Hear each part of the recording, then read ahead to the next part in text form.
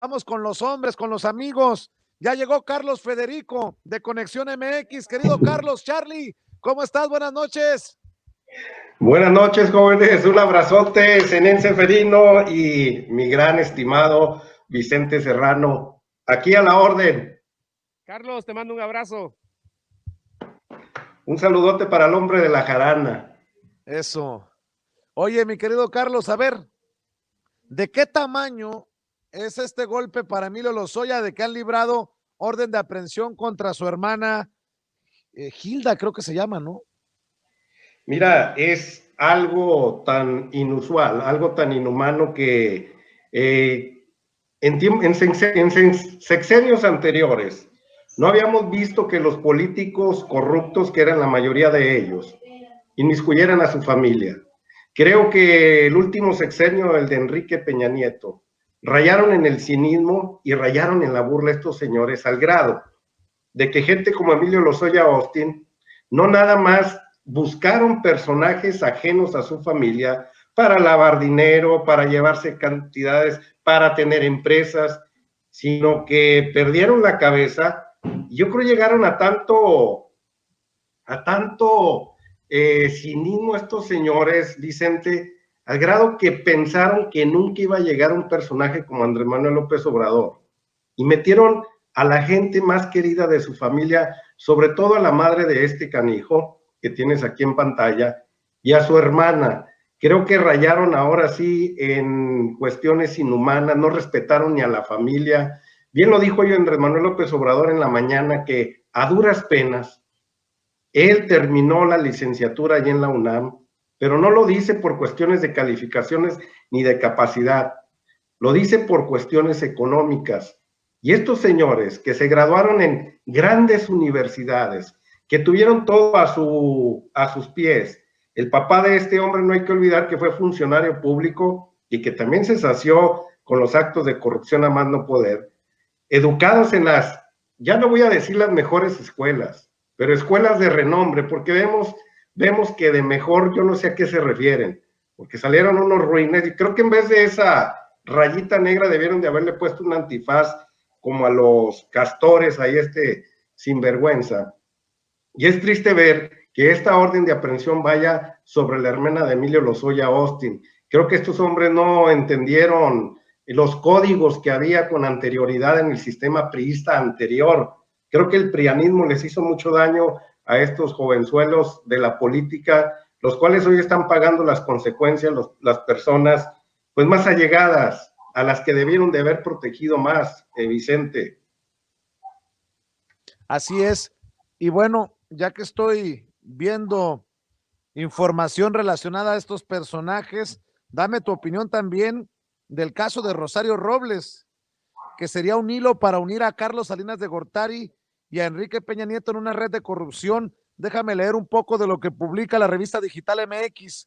Señala que la exsecretaria de Desarrollo Social, Rosario Robles, siempre representó un objetivo central del gobierno de la 4T en el combate a la corrupción, pero sobre todo para ir por los peces gordos. Dicen en la revista Digital MX que era muy sabido en el entorno López Obradorista, sobre todo en las campañas electorales de 2006, 2012 y 2018, que cuando López Obrador hablaba de los vulgares ambiciosos en mítines, conferencias de medios, chacaleos, entrevistas y pláticas en corto, iba Robles en ese costal. Aseguran que fuentes de la Fiscalía General de la República tienen el propósito final de que Robles lleve hasta sus últimas consecuencias las presuntas redes de corrupción que se tejieron en los últimos gobiernos, pero que puntualmente lleven hasta dos expresidentes, los priistas Carlos Salinas de Gortari y Enrique Peña Nieto. No te preocupes, Rosario, diría Enrique Peña Nieto. Bueno, pues ahora sí, corran las ratas, mi querido Carlos. No te preocupes, Peña Nieto, que aquí me vas a acompañar. Yo creo que le está diciendo ahí Rosario Robles desde la Ergástula, donde se encuentra. Creo que ya se la va a estar devolviendo. Esos ambiciosos vulgares a los que se refería Andrés Manuel López Obrador, no sé, pero me causa mucha risa. Aquella ocasión en 1999, cuando se sienta en la silla de la jefa de gobierno de ahí de la Ciudad de México, Rosario Robles, creo que vio pasar mucho dinero, sintió el poder, cuando sustituye y que se escuche muy bien, sustituyó al señor Cárdenas, Cuauhtémoc Cárdenas, que no me vayan a nombrar ahí de misógino ni nada de eso. Dije bien, sustituyó, porque también dicen que andaba haciendo otras cosas por ahí esta señora, y le gustó mucho el poder. No le critiques sus gustos por la carne argentina. Carlos ¿Qué culpa Ahumada tenemos de que guste del bife y el chorizo argentino? Entendió el que entendió. Bueno, el que entendió, entendió, como dijo Vicente.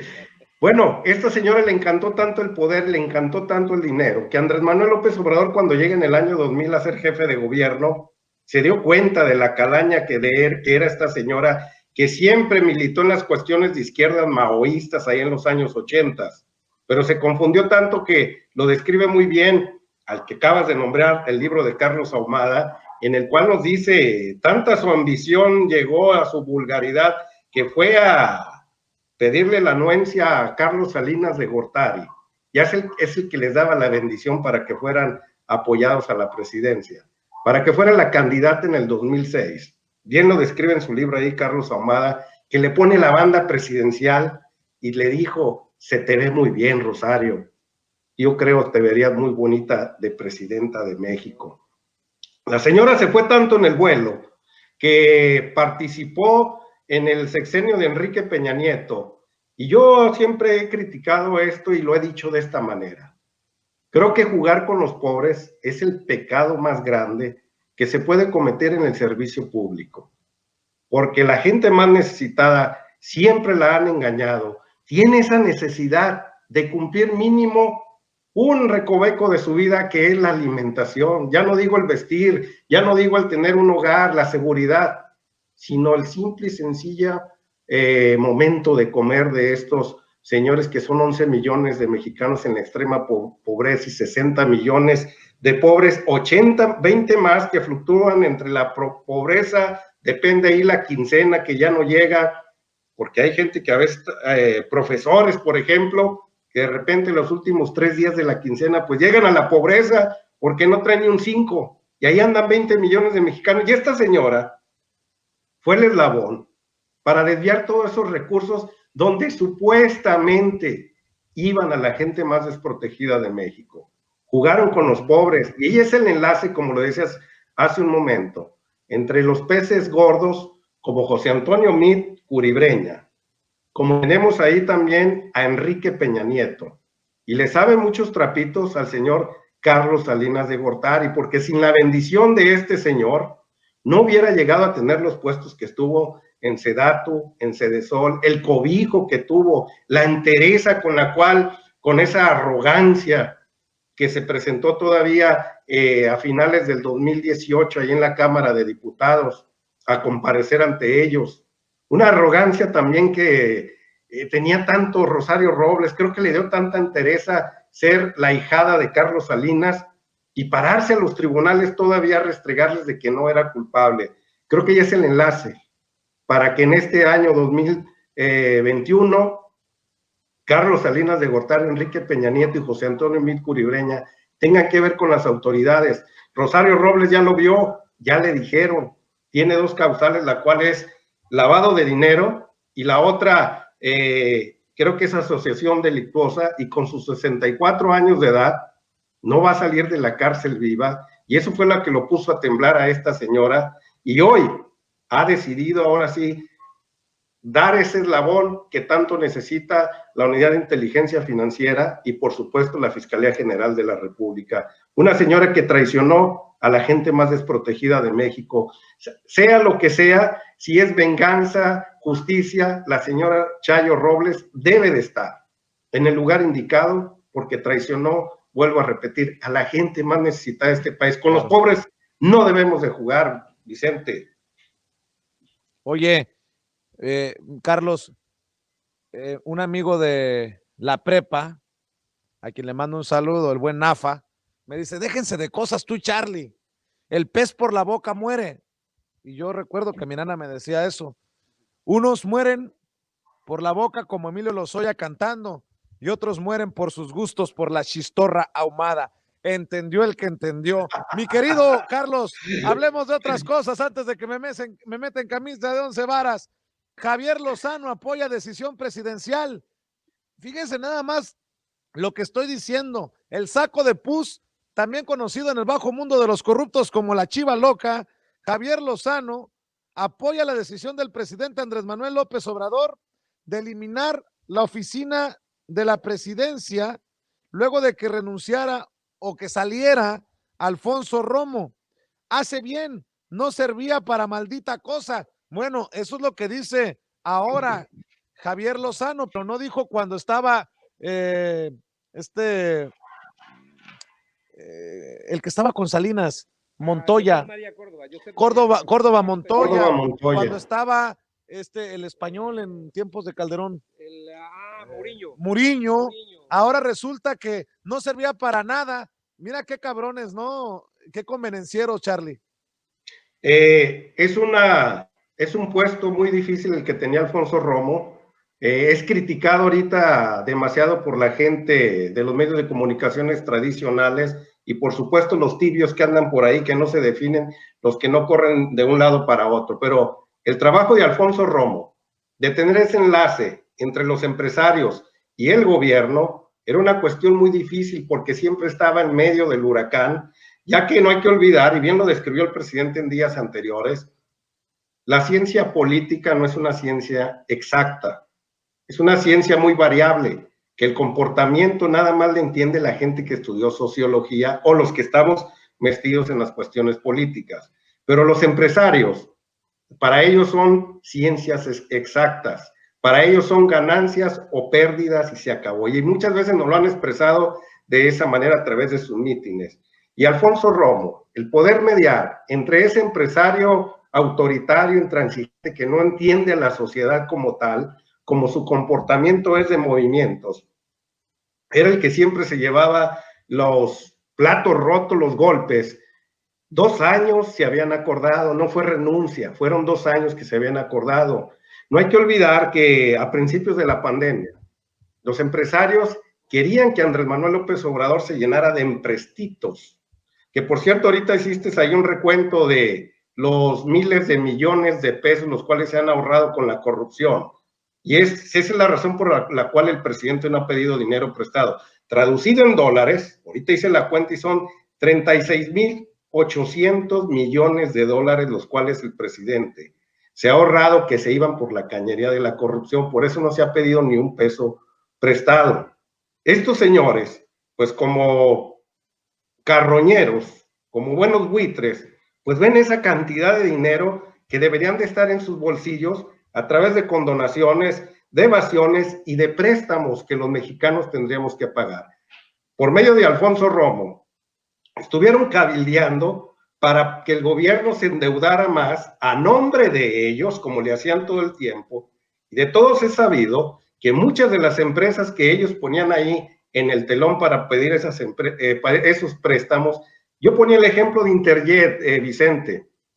Yo aseguro que la gente de Magnani, el señor alemán Magnani, ya hubiera puesto su empresa ahí para rescatarla, así como lo hicieron con Mexicana de Aviación.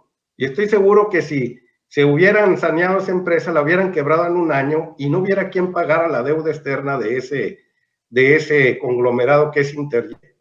Y nosotros, el pueblo de México, a través de nuestros impuestos, estarían pagando esa deuda, porque así le han hecho por años. Y Alfonso Romo, que tenemos aquí en pantalla, pues era el hombre que estaba en medio del huracán, donde Andrés Manuel entendía todas las clases de tropelerías, de pillerías que hacían estos sinvergüenzas. Y Alfonso Romo, pues, trayendo los reclamos de los empresarios, no era nada agradable estar ahí en medio. Alguien tenía que hacer el trabajo. Y lo hacía Alfonso Romo. Bien o mal, siempre estuvo ahí en medio del huracán. Fue una situación, ahora sí, nada agradable, pero que él decidió estar ahí y lo hizo, yo digo que hasta el momento lo hizo bien. ¿Por qué? Porque vimos al señor Carlos Salazar Lomelí en días pasados, que a pesar de las diferencias que hay con el presidente, lo vemos ahí en la mañanera tratando de tener acuerdos y tratando de llevar a la agenda política lo económico también. Ese es trabajo de Alfonso Romo. Así es. pues el tiempo lo juzgará, mi querido Carlos Federico. ¿Por qué no cerramos invitando a la gente para que te apoye en tus canales que son de los más vistos, con más tráfico, de acuerdo a la tabulación de los canales en México? Felicidades, mi querido Carlos. Estaba viendo las tabulaciones y allá aparece Conexión MX.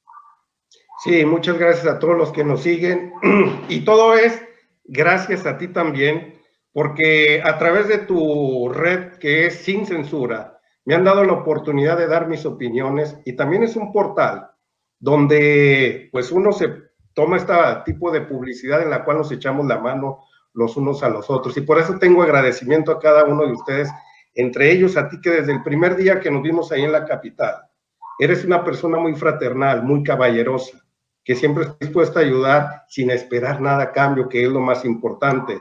Y las redes donde me pueden encontrar es Conexión MX, Carlos Federico Informa y Conexión Online. Tenemos 3 canales en los cuales estamos emitiendo opiniones todos los días y quiero agradecerles a ustedes porque parte de estar ahí en ese lugar no es simple y sencillamente a tus servidores, porque ustedes me han dado la oportunidad de salir en estos lugares. Muchas gracias, Enencia Ferino, un abrazote, Vicente Serrano y Meme Yamel, un abrazote a los 3. Abrazos, buenas noches. Gracias, mi querido Charlie. Tú sabes que es recíproco, se te quiere, se te estima, se te admira. Un abrazote. Gracias y nos vemos hasta la próxima. Síganme invitando que aquí vamos a estar al pie del cañón. Claro, regresa pronto, que esta es tu casa. Carlos Federico de Conexión MX hablando con nosotros sin censura. Déjeme ahora enlazarme con